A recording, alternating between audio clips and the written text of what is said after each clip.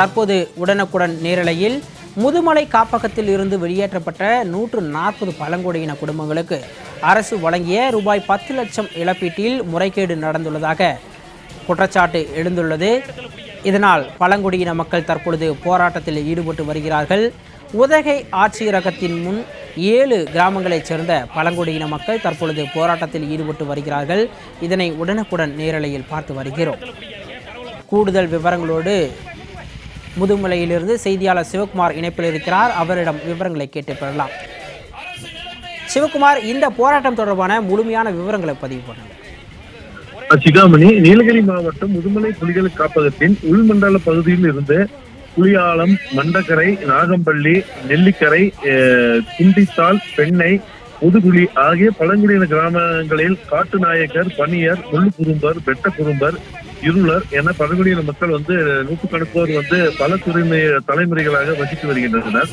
தேசிய புலிகள் ஆணையம் வழிகாட்டுதலின்படி 2019ஆம் ஆண்டு இந்த கிராமத்தில் உள்ள பழங்குடியின மக்களை காலி செய்து புலிகள் காப்பகத்தின் வெளிப்பகுதியில் குடியமர்த்த கோல்டன் ஷேக் திட்டம் கொண்டுவரப்பட்டு ஒரு குடும்பத்திற்கு தலா 10 லட்சம் ரூபாய் நிதி வழங்கப்பட்டு அவர்களுக்கு தலா 2 ஏக்கர் பட்டா நிலமும் வழங்கப்பட்டது.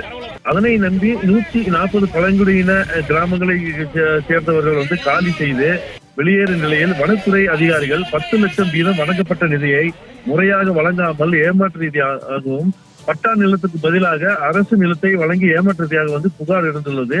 இது குறித்து பாதிக்கப்பட்ட பழங்குடியின மக்கள் அளித்த புகாரின் பேரில் மாவட்ட குற்றப்பிரிவு போலீசார் வழக்கு பதிவு செய்து 6 ஆண்டுகளாகவும் விசாரணை நடத்தி வருகிறார்கள். இந்த நிலையில் பழங்குடியின மக்கள் சட்டவிரோதமாக வெளியேற்றி அவர்களுக்கு அரசு வழங்கிய இழப்பீட்டு தொகையை முறைகேடு செய்த வனத்துறை மற்றும் அதற்கு உடந்தையாக இருந்த வழக்கறிஞர்கள் மற்றும் நில புரோக்கர்கள் மீது தொடரப்பட்ட வழக்கை விரைவுபடுத்த கோரியும் இழப்பீட்டு தொகையை 25 லட்சமாக உயர்த்தி வழங்க வேண்டும், போதிய அடிப்படை வசதிகள் செய்து தர வேண்டும், வன உரிமை அங்கீகார சட்டத்தை உடனடியாக வழங்க வேண்டும், அவர்களது நிலத்தை மீண்டும் அவர்களுக்கு தர வேண்டும் என்பது உள்ளிட்ட பல்வேறு கோரிக்கைகளுக்கு தமிழ்நாடு பழங்குடியின மக்கள் சங்கத்தின் தலைமையில் தற்போது உதகை ஆட்சியர் அலுவலகம் முன்பு ஆர்ப்பாட்டம் நடைபெற்று வருகிறது.